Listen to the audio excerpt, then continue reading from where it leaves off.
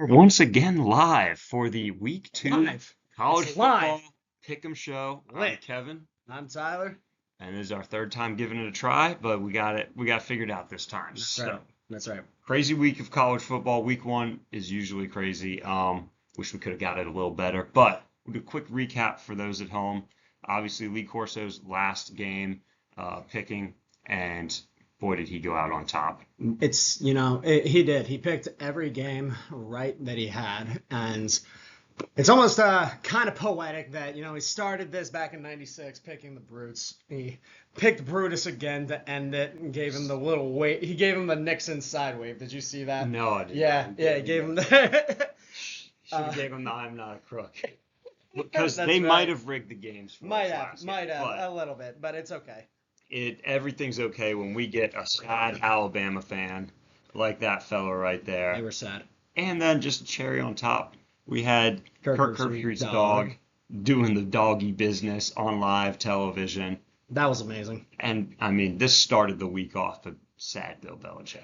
The fact that we ended the week with such a blowout to one of the greatest NFL it was the coaches, end of the week, with like one of the greatest NFL coaches of all time. I keep repeating to myself, it's like Kalen DeBoer in Alabama, where he doesn't need to be doing this. I don't understand the motivation. Like, people tell me his son needs to be getting the head coaching job, and that's the deal they made. But I'm like, I don't know. I just don't see it. Is it? Now, let me ask you, Kev.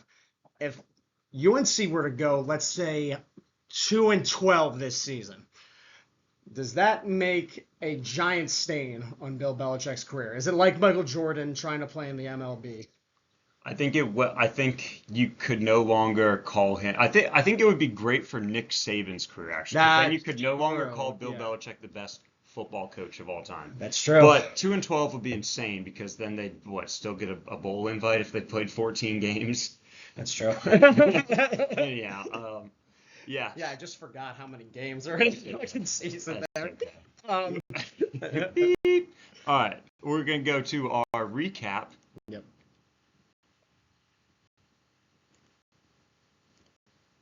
Why does this keep happening?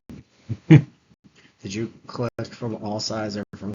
Look at that. But anyway, sorry for that. Well, you guys actually, if you're There's watching been the no video, delay. there's There's been no We're on delay. the next slide. We're figuring it out. So we're jumping into our latest segment, and keep in mind we got two bonus segments for y'all at the end of this video. We're gonna pick 5 games. We'll get to those after this, but this segment is called "Why Do I Get Up in the Morning?" What a rough week for the Pickem community. Yeah, wow. I mean, Tyler, hats off to you for going 5-8. Kev, it's like I said to you on the first go around here, the fact that, I made this myself the winner here because of the Virginia Tech losing pick, like South Carolina. It's sad, but here we are. My faith in the Hokies is not yet gone. I do think that we played a good game. I think that it's just we didn't have the hurry-up offense plans. We didn't have good practice in beforehand. You could tell that the guys who were out there in that last quarter when we were trying to get the ball really quickly spiked off so we could, drain down that 2-score deficit. They weren't ready for it. So we got a lot of dumb penalties and we turned over the ball unnecessarily, and that's why we lost that game. Some big drops ruined Jones's rhythm. But it was very encouraging to see our defense back. I mean, talk of the town was Lenore Sellers, and he really had they had a great drive to open the game. They did.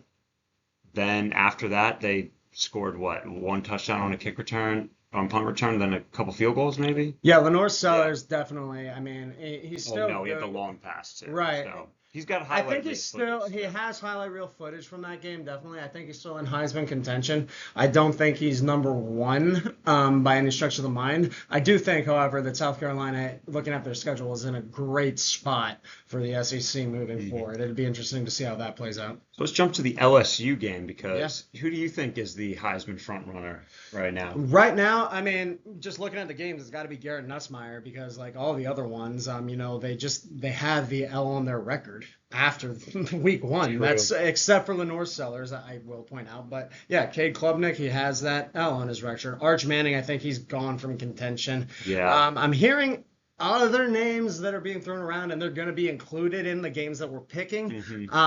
But wait, let me get a running start here. So Cade Klubnik has an L on his record. Arch Manning, out of contention. Lenore Sellers played pretty well.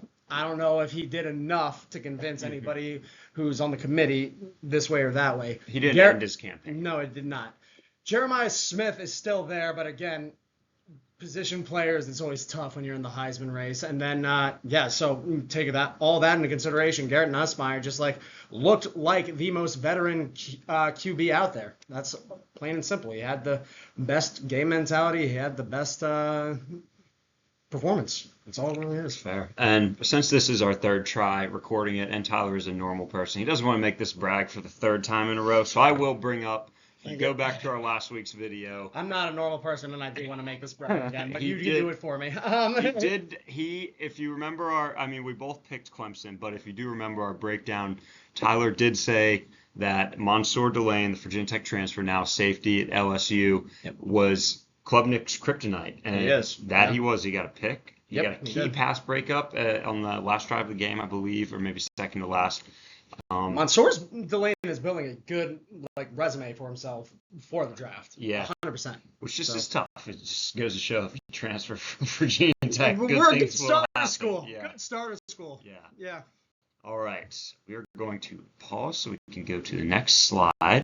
First of 5 games we will be picking, and as a quick announcement, we will be doing 2 bonus segments at the end. This is our third try, like I said before. I don't know if I've already said that or not in this version, but so we got stay around, 5 games, 2 bonus segments. We're giving y'all a treat. So let's get into the game. Let's get into the game, and let's hope this works. So we have Oklahoma State, the Cowboys, and the Cowboy himself, Mike Gundy, traveling to Oregon, Eugene, Oregon, and they're playing number 6. Oregon. Yep, number 6, Oregon. Kev, again, because we've already done this segment once, I'm going to I don't even know how to say this. I'm going to reiterate. Thank you. That's a word.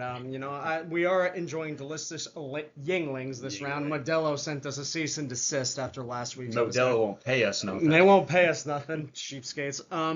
But that being said, so Mike Gundy has this quote. We spent $7 million over the last 3 years. They meaning Oregon, spent close to $40 million last year alone. That's a good dig. Yeah, that's a good dig. Dan Lanning, we spend to win. Some people save to have an excuse for why they don't. Look, do you think maybe Oklahoma State would have a chip on their shoulder after just getting? Look, man, that's not But here's my thing. Gundy is not. He's creating not a chip on his shoulder. He's creating an excuse for why they lost before the game even starts. You know what I mean? That. Right. Yeah. But okay. With that in mind, the spread is 27.5 points. So, in terms of gambling, because that's what this channel's all about, they don't have to beat Oregon. Nope. They just have to not lose by 4 touchdowns. Should we get into our picks? Yeah, let's do it. All right, here we go. And as I alluded to, I'm taking Oklahoma State to cover. I think Mike Gundy, if there's anybody who can bounce back off, a 2-10 season? They did not have a good season last year. I think Mississippi State. No, it was what? It was did they have a 2-game winning season, or am I mixing them up? That's Mississippi State. That's Mississippi State, yep. But, okay. Hey, doesn't matter. I think pass is the pass. I think they are going to cover. I think the over is going to be in effect. Actually, I have a score prediction for you all. Ooh. I think it's going to be 27-38 going down the stretch, and then I think Oregon gets a last-minute touchdown, make it 27-45. For those at home doing the math, that's only 18 points. Yes, you did that right. Good job. Good math. But confidence not all that high because, it is Oregon at home. They're tough there. So now Tom's pick. Yeah, so look, I mean, a lot of this pick is just coming down to I think that the programs are in different stages, and I think that Dan Lanning, when he has a chip on his shoulders, he gets like red-eyed. We can harken back to the Colorado game that they had when Dion took over. That was kind of like the get-right game for their season. But I also have to note that Oregon's QB Dante Moore led the team in their last week game without ever having to punt the ball. He went 18 to 23 for passing yards, 213 yards in that game.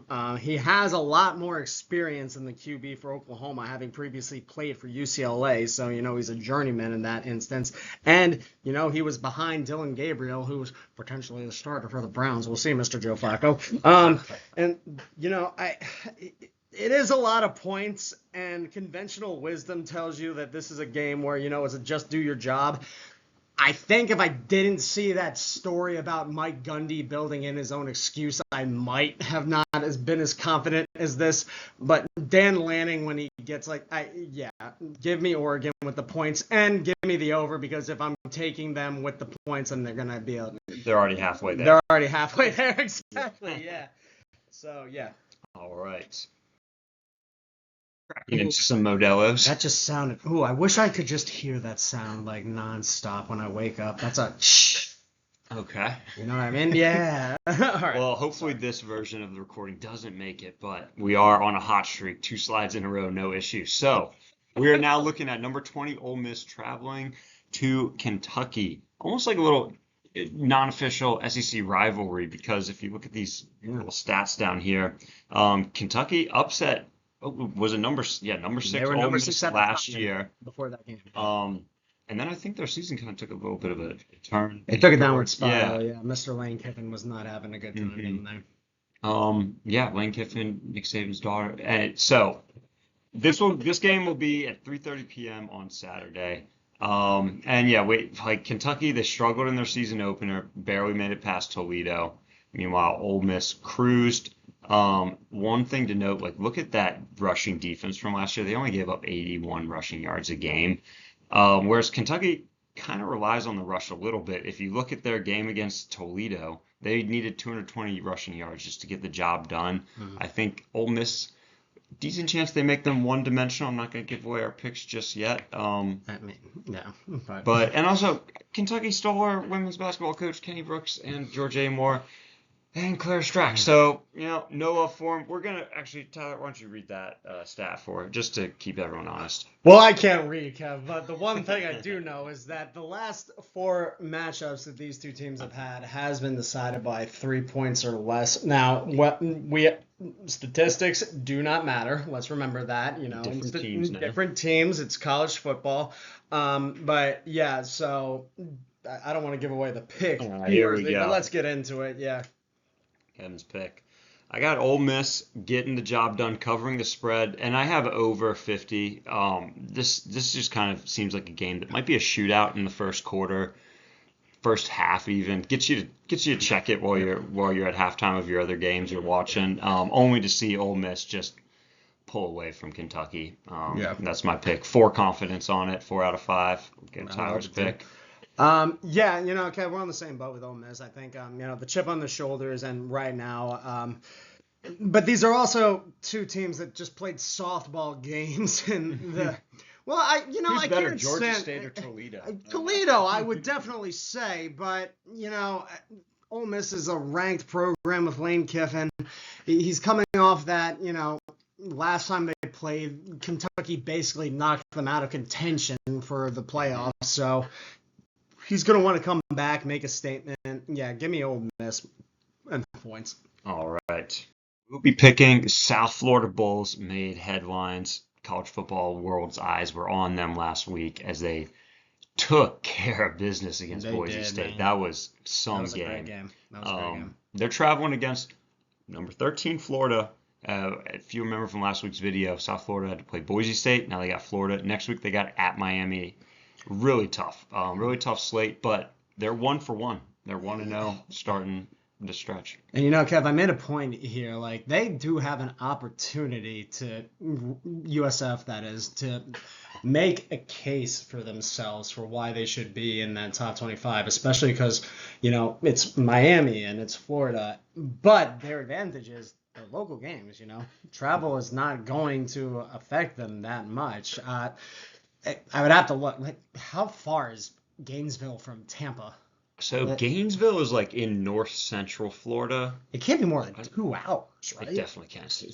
Florida's a big, long. I'm not good at geography. But But that being said, anyway. they're not going out to Boise like they did Yeah. the last game. And, okay, I just got to get into it with Florida. So I know they're ranked number 13. I watched that game against Long Island, who I have to say, I didn't know Long Island had a college, let alone a football team before this game. I thought they just had iced tea. Yeah. Boom. Sick, yeah. But Florida got some easy play on this game, man. The first play that they got from a touchdown was a early action with the fumble. They got him to a touchdown. I will also say this. I saw the Florida kicker's performance. That kid has the yips, man. He cannot get anything in. Yeah. The one saving grace that I saw from Florida's performance was that Jalen Bow kid, the running back. He did have 102 rushing yards. So against Long Island though? Against Long Island, I know. Okay. That being said, them out early. right. Yeah. That being said, I think USF and Mr. Alex Golesh, who we didn't touch on this last week, he was on Mr. Josh Heupel's staff as the offensive coordinator for a solid amount of time there. He just has to plan for that rush game that Florida's going to come at him with. And I think that they have a decent enough roster. I don't know why this is such and don't get me wrong, I know that Boise as a program is different from Florida. Mm-hmm. However, that being said, it's not so far gone that, you can look at Florida's game against Long Island University. Sorry, I'm giving away my pick already. I'll add one more chunk to the discussion. Actually, I'm going to add two more because it is at Florida, but if you think about Florida, good team, they're going to be playing all these SEC teams. They're going to have great teams coming to town. If you're Florida, maybe it's a sellout. It won't be an electric sellout. Yep. And it's going to be hot. It's going to be, who's going to be traveling is the electrified South Florida fan base. That's right. I would. Yeah. If I was a fan of that school, I would be gung ho wanting to go to this game. If we did more research, I'd be curious to see how many tickets, like away tickets, got sold too. in the last week. The only thing I will say, South Florida, they forced 3 fumbles against Boise State, forced and recovered, and they also stopped them on 3 fourth downs. So now, Kev, because we are we believe in healthy debate, I also have a contrary stat. So USF has a rate of 17.6% of giving up explosive plays on pass plays. That is the 4th worst in the country. That's one thing. Now, again, we are predicting them versus a Florida team who was basically playing a high school JV team that first week. Just something to keep in mind. And so they're going to have to, they're going to have to really organize their defense to handle. And Florida wasn't bad passing last year. Actually, I forgot how crazy it is. South Florida, 225.6 passing yards per game last year. Jesus. Florida, 225.7. So do I have to do the beep after saying Jesus? Or am I allowed to? No, as long as you don't say Christ. All right, so we'll get into our picks here. Florida also is very, very good not fumbling. That's probably the best way to say it. Only fumbled like 0.4 times a game last year, if I'm remembering correctly. All right, we're going to go with Tyler's pick first. I swear to God. Folks, I swear we went to college. No, we're going to end up being a South Florida fan podcast at this point, I think. They conquered us last week. They conquered us. And, I know that the Gambler's rule is never to take something from week 1 and carry it to week 2, but I just liked their performance so much, and watching the highlights from the Florida game, I don't see enough to see an 18.5 point difference. If I'm being honest, I do think Florida's still going to win this one, but I could see them keeping it to within a one-score game. I really do. Surprised because at the beginning of the week, this was 17.5. So people have been betting on Florida. Yeah. I've looked to see if there's an injury or something, but no. And yeah, I'll harp on. I feel like what DraftKings always says is make sure you chase your losses. Yep. So that is what I'm doing here. Also going USF, baby. That's right. All right, and we're both 4 confident. So we are dead aligned. If you remember last week, anytime we were dead aligned, we completely ate. No, fade us. We got the next 2 big games of the week, if I had to predict. And Yes. Tyler, what do you got? Kev, you just handed me a chicken stick buffalo style from Field Strip Company. I love me some meat sticks. Definitely, it's my favorite snack when I'm in the office. So, no pause. We're gonna keep moving. We're gonna do a taste, and I'm gonna give it a 1 to 5, 1 to 10. What do you think? 1 to 5. We've been doing 1 to 5s. Okay. I mean, it's definitely a meat stick. Okay. I liked it more, but out of 5, yeah. I'm gonna go with a 3.6. All right. All right. Yeah. Tyler Portnoy on that. Anyhow, while Tyler's chewing, I'll get into this one because no one cares about that beef chicken stick. We have number 12 Arizona State, post alma mater of Jaden Daniels, traveling to Mississippi State. The Bulldogs, cowbell in the house. Good job. Don't really know why they do the cowbells, but hey, it works. Hey, I'm sure there'll be some Mississippi State fans in the comment section telling us why. Yep, that's right. All right, so this game it's got a nightcap. It's 7:30 p.m. Eastern time. Arizona State, Mississippi State, both 1-0. We will be breaking this one down. Tyler, you want to start with your keys to the game? Yeah. So look, the last time that they played, and I think it was last season, if I remember correctly, it was okay. So Arizona only beat Mississippi State by a touchdown. They did have Mr. Cam Scatterbo, who is now in the Giants. Let's remember. Sun Devils 0-2 all time on road versus SEC, 1-6 overall against SEC, and there's got to be a timeline marker there that I just don't have written down. I apologize. Actually, can I jump in because I did see a stat. This is the first time Arizona State will be traveling east of the Mississippi for a game since 2019. That's a stat to freaking know, right? Did I look up whether they won or lost that game? No, okay. But I meant to. So very good. Sorry for the interruption. No, Sun Devils are not disciplined. They had 12 penalties in their matchup against Northern Arizona. And if I could actually interrupt you one more time. Keep interrupting me. It's good content, I think. 2 of those penalties, so they had a 75-yard touchdown, run or pass, can't remember, got called back for a penalty. The very next play, they had a 60-yard pass, called back for another penalty. But Mississippi State did have 14 penalties against Southern Miss. So. Oh, I didn't know that. Okay, so we got 2 undisciplined teams is what that really looks down to. And that's just, kind of goes to the rebuilding that, Mississippi State is going through, obviously, after last season. I will also note that, and this is just an eyeball test that I had from watching the game, Mississippi's coverage struggled against Southern Miss wideouts early in the game. And that's, again, it's a tune-up matchup, so it'll be interesting to see how they fare against, an actual ranked opponent, a pretty high-ranked opponent, but yeah. Yeah, that game was very close at halftime, Mississippi State, Southern Miss, but they did pull away. They scored 21 points in the third quarter. I will note, I think of all 10 teams recovering, they're the only team that played on the road last week, so we'll see if being back in their home turf helps at all. I don't know what kind of crowd Southern Miss brings to games. I don't know if that affected them. It might have just been the travel. You got to imagine it's just like a local crowd of some kind. Yeah, I can't imagine it's a big. I don't want to talk crap on the Golden Eagles. So here's one thing I will note when we look at the rushing game. So Arizona State, they were not the bee's knees against Northern Arizona. They beat them they doubled their score, beat them by 19, but they gave up 242 passing yards. Yep. All right, and Mississippi State, they're not a bad passing team. If they had anything from last year, it was that. I mean, this is another crazy close little stat here. They averaged 239.3 passing yards per game last year. They allowed 239.5 passing yards per game. Wild. I love the numbers in this. Arizona State, on the other hand, they have really one good wide receiver. It is Jordan Tyson. Yep. Hey, thank you. You thought I didn't have it. You thought I didn't write it down, but I did. I got notes.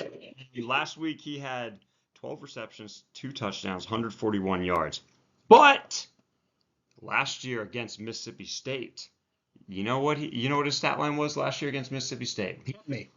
It was 2 catches for 7 yards. Further, Ooh. do you know how many total yards Arizona State had against Mississippi State last year at home? I want you to Passing slap me upside yards. the head with this. They had 69 total passing yards in that game. A game they only won by 7. And this was a 2-10 Mississippi State team last year in their head coach's first season. Transfer portal is heaven for these new coaches. You gotta love it, with passionate fan base. I mean, Mississippi State does kind of remind me of South Carolina in that they have a fan base that sticks with their team. They're stuck geographically, they stick with them. So, like South Carolina, in that they're the state's little brother compared to the other school. That is you know fair. what I mean? Yeah. So I get that, and I've never met a Mississippi State fan who wasn't diehard. I will say I don't. Never met a Mississippi State fan. I have a few in my mind. But well, I will also say this: Dak, one of the dirtiest players in the NFL. Dak Prescott. I was pretty excited. The Eagles did that win last night. It was scary, but they pulled out. And yeah, pause in college football. We're switching to NFL real quick. No, you started this. Look, okay. Jalen Carter was defending himself. Dak Prescott was the initial shooter on. Yeah, there was a second spitter. If the Dallas quarterback spits, you must acquit. Back to our picks, right? Yeah, I think let's see if there's anything else we want. Let's just dang it! I didn't realize I put the 69 passing yards in the thing, so there wasn't much of a surprise. Anyway, all right, my pick. I got Mississippi State covering, and boy, did I want to just do them money line, because I'll be bummed if they win by 4. I get my pick right. That's great, but man, it'd be great to see them get the win with the cowbells. And I also got it under. Great atmosphere, man. Under 59.5. The reason that over/under is so high is just because Mississippi State's defense was dog last year. Gave up 450 yards a game, 34 points. It can't get worse. It's got to get a little better. It does. Tyler, we'll go to your pick now. And I do have a lot of things written down here about the gameplay that would be contrary to this pick. But that being said, this is one of those situations where I have so much confidence in Arizona State that I'm like, no, flip it back. Vibe check for myself. Oh, no. What? Yes. No, flip it back to Mississippi State. And the reason I will say this is it's a vibe check based on what happened last season. They're a rebuilding program. Give me Mississippi State. To win. Oh, money. No, the cover. That's what your pick is. Yeah. Okay. Give me Mississippi State. What are you talking about? You're saying to flip it back.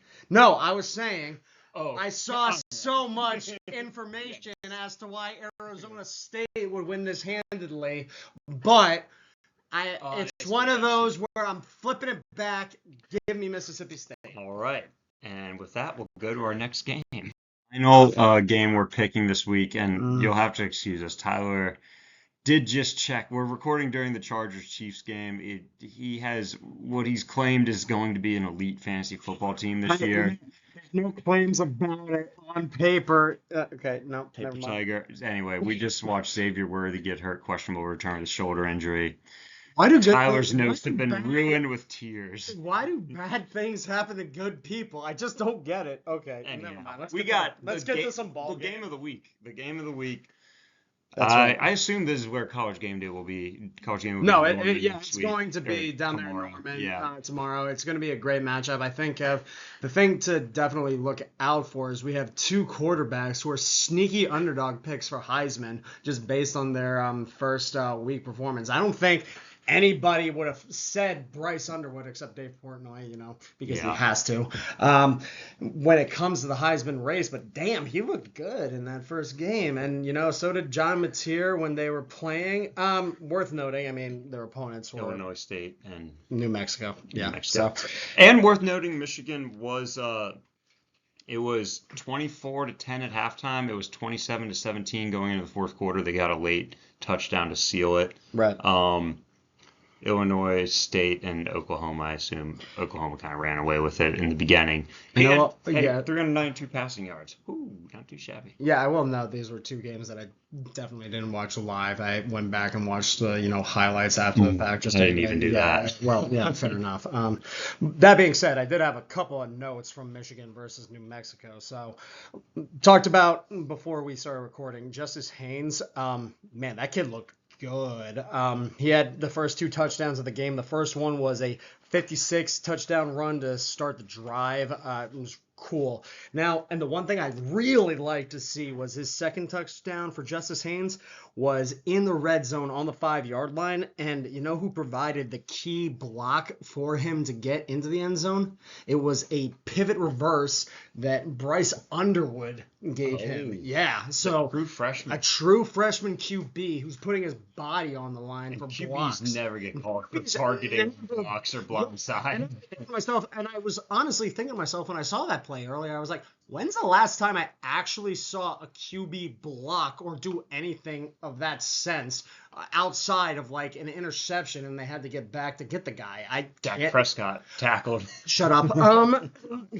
Yeah, okay, but I will say also, New Mexico was able to duke Michigan in a couple of key plays that actually what you could credit them for getting their points on the board for, including a fake punt in the red zone. Oh, I didn't know they did. They did have some trickery to start the game. They got cute with it. Yeah. A little surprise. But and what I can really just say about this game is it really just came down to New Mexico's secondary just not able to keep up, and they got bodied by Michigan's wideouts. Like even when they had coverage, it just was a size advantage. That's all it came down to. So yeah. Okay. Yeah, I will say for Michigan, their coach, whose name I did not write down, it's not Harbaugh. It's not Harbaugh. I think it was his assistant. But anyway, they obviously Michigan was caught up in some controversy with some sign stealing. What's new? Their coach had a self-inflicted 2-game suspension. Chose not to do this one. He chose to do his 2 games next week against Central Michigan, and then the following week at Nebraska. Which honestly, I hope we pick that game because I love to see Nebraska back on top. One. Yeah, me too. Yeah, go Big Red. Go Big Red. Then last thing, Oklahoma, like we say, Heisman hopeful. He's plus 1,600 odds to win the Heisman, maybe 6th or 7th. Transfer from Washington State. That's right. I guess the big test will be. Yeah, obviously he's playing at Washington State. They're not in a conference. I don't know. I assume Illinois State's in a conference, but I don't think all of those 392 passing yards were from him last week. But it did look like he was playing well. He's got speedy wide receivers with Oklahoma. He's throwing to 3, 4, and 5-star guys. And he's a mobile QB. You can see that he's able to keep up with like those fast defenses who put pressure on by readjusting. So it'll be interesting to see. Yeah. And so. Anything to add before we get to our picks? Let's get to it. Okay, so I'm banking on Norman, Oklahoma being a tough environment for a true freshman quarterback. I will note that the over-under was originally 46.5. It went down to 44.5, and so honestly, I'd give this a 5 confidence, although I won't. But I'm going Oklahoma money line, and I'm taking the over on this one. And one thing, Kev, that we actually didn't talk about with this one is how it's kind of like the Texas-Ohio State matchup where the higher-ranked team is the dog. You know what I mean? Yeah. True. Yeah, on the road. Yeah, I guess on the road. Yeah, well, it's the reverse though. Now it's Big Ten, SEC roles reversed. That's true. But that is very true. Yeah, let's see. Yeah, and so, Fisticuffs over here. fisticuffs, that's right. We got to have one game where we keep it interesting. And I think I just liked Bryce Underwood's play, and maybe this is me with the blinders on a little bit after seeing the highlights from the first game. I think, if you look back at the first video, I was calling anybody who said Bryce Underwood was a Heisman contender an idiot. But no, I mean, after watching him play, the kid's got good instincts, and he's not afraid to get his hands dirty. Plus, they're so similar in terms of defensive play that I really think that the offensive coordinators are going to have to adjust play like a lot throughout this game. So that's why I'm taking Michigan with the points and then give me the under. And also because as a general principle, when you got to spread this close in college, it signifies to me that it's going to be a low scoring game. I could see it being 20-17 And we're Michigan. right there. Yeah. But I will say I have another score prediction for this. I think it's going to be a bit of a wonky score. I think give me 26-22 Oklahoma getting it done. I don't know how you. Okay. That works. That works. We've been teasing a new quote unquote segment for everybody. And, it came from a conversation between me and Kev where I said, we got to have some accountability here, right? Yeah. We got to have some real world that we can go back to. Especially after last week. Especially after last week. Yep, that's right. So we're going to do two things for everybody who's watching. We're going to create with you a vibe check parlay where it's essentially you listen to us two idiots put together a way for you guys to make money. And then also what we're going to do is we're going to make takes right now after week 1 that we will revisit on week 8. And either of us for 5 minutes has to defend them no matter how idiotic they are. Okay? Or impossible. Or impossible. That's right. All right, Kev, let's start with your parlay here. This one goes out to all of our loyal fans who have watched all the way through the video. That's right. YouTube analytics shows me it's only one person. I think it's our good friend Jared. So, Jared. And anybody else watching. We'll have them on at some point. So, my vibe check parlay, I have number 17 SMU. They're playing at home against Baylor. Baylor, they lost closely to Auburn last week.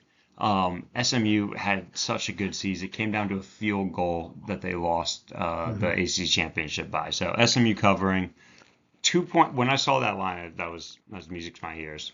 Second one, this is going to be my second week in a row standing the Iowa State Cyclones because it's a good team to stand, Kev. Yeah, it is. They're playing at home against rival Iowa.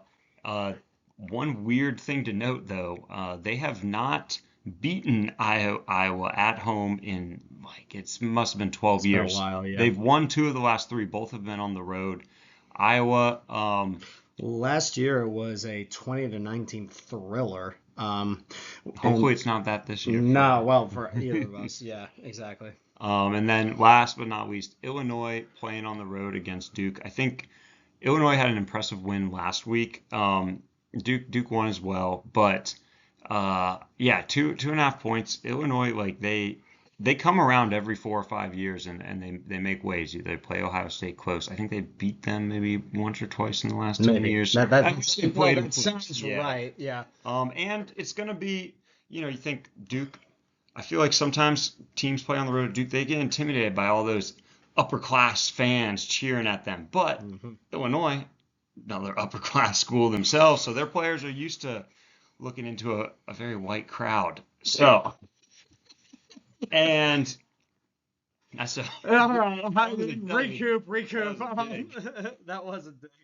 But I went to watch the Hokies lose to Duke, and that crowd was it's damn near rough. Clear. That crowd was rough. Did sit behind a very, very great Duke fan though. He's a good old Duke old head. He must have just been born in the Carolina Mountains about 800 years ago, and he was a good guy. Anyway, I'm doing one more bonus pick.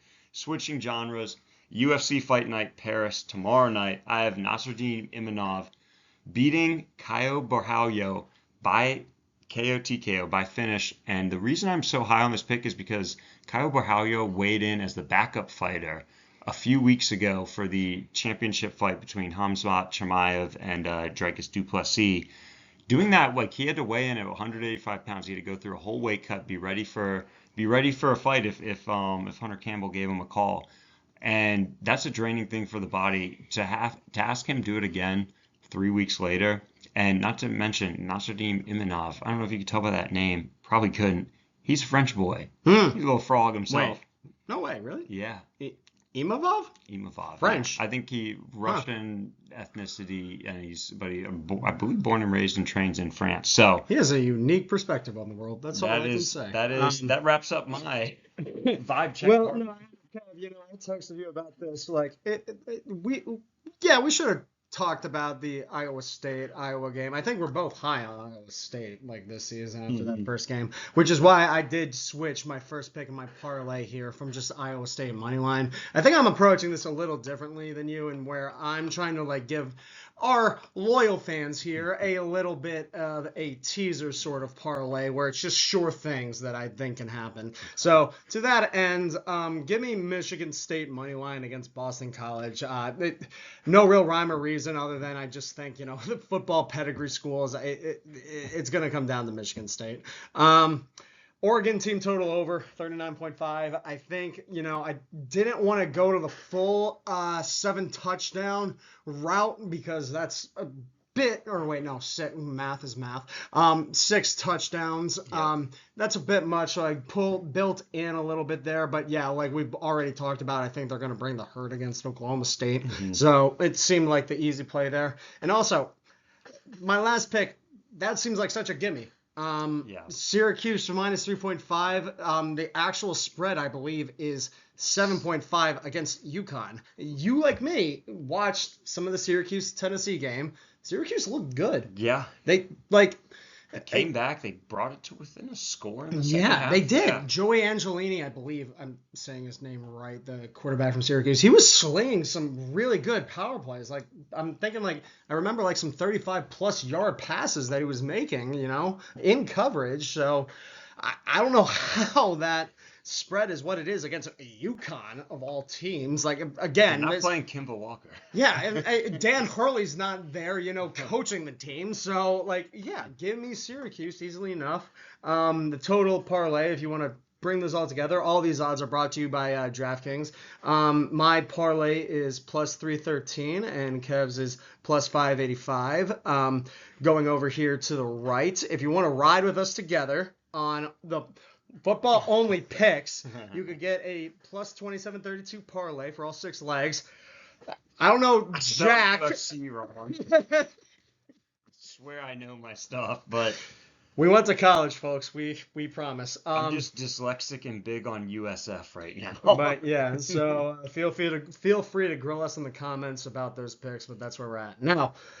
Let's get into these takes that we got here. I'll go first. Mine is obviously a homer march to the grave. Okay. But Hokies will not be statistically eliminated from the ACC title picture going into November. The last 2 years they haven't been. 2 years ago, it was November 1st. They lost to Louisville. That knocked them out. But I feel like you're going to save yourself just by having statistically in there. It was a big word. It took up a whole line. It's a big word. I couldn't spell it. And then mine is Georgia Tech will be a contender for the ACC championship. I think I made this claim without actually looking deep into their schedule and knowing. Yeah, are you pulling it up? I'm going to pull it up. Yeah, go ahead and pull it up while I'm talking.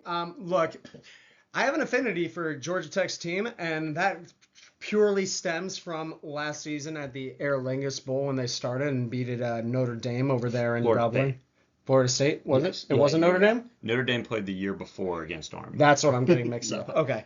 But it was a big win, if I remember correctly. And then they had that win against Dion and the Buffaloes this past week. So, and they have all the... On the road. On the road, that's right.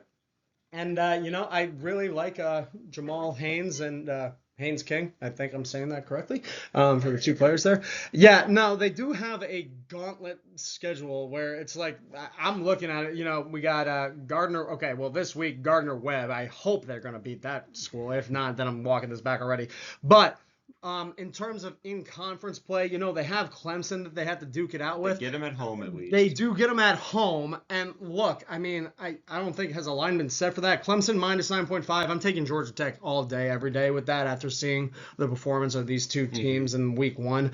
But then going through the schedule, the only thing that they really have that I would consider, well, Syracuse, we're both high. You and me, Kev, are both high on. So that's going to be a game that they're going to have to put up with.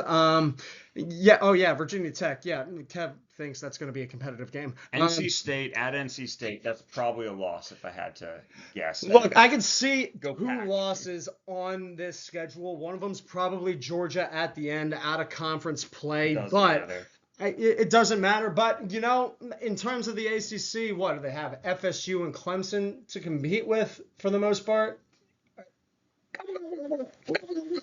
Hokies. Who the hell said that? But no. So yeah, give me Georgia Tech as my take, and we'll revisit this in week 8 if we're. Yeah, and then week 8 I'm going to be wearing a clown nose probably. Yeah. I won't. I'll be buying tickets to the ACC championship game. Although actually, I think we should go to a wedding there. All right. Light recap for today's games. Just five games we picked. You can see here.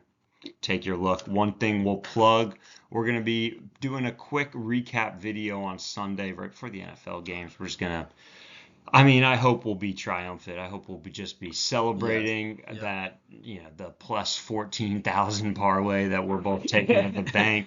And on top of that, all the other picks we made. Hopefully I'll have more picks right than Tyler did. Yeah, we'll get back to look, like I said to you when I came here, I'm listening to Joel Klatt on the drive over, and the guy went 1-4, and he does this professionally for a living. We're professionals too, but not really. Not in this field. Not in this field. That being said, it's going to be a litmus test weekend, I think I would say, for a lot of teams that just had, tune-up spots on week 1, I think. And, looking at, just the rankings, a lot of people would say, oh, bad week and everything. And, with Oklahoma State and Oregon, I can get where you come at that. But, it's a good slate. I'm going to be logged into my TV, and I'm going to be, I'll also be curious to see how last week's losers bounce back. The ones who did find themselves in key matchups. Keep talking. I do think it's mostly cupcakes for your Clemson, for your Alabama, for your Texas. I think that's what I was just actually looking up. Oh, okay. Well, if I was also going to take anything, and I don't even know what the spread is, Texas is playing San Jose State University. Trojans. Yeah, I don't care what the number is. I'm probably, if I was to bet, I'm not going to bet the game, but whatever the spread is, give me Texas. Let's say lose 14-7 again. All right, folks. If they do, you have to smash that like button. Guys, we know we are doing this for free. Me and Kevin just doing this out of the passion of our hearts and love for the game. So if you guys can smash that like button, we'd appreciate it. Yeah, feel free to subscribe. All right, see y'all later. Bye.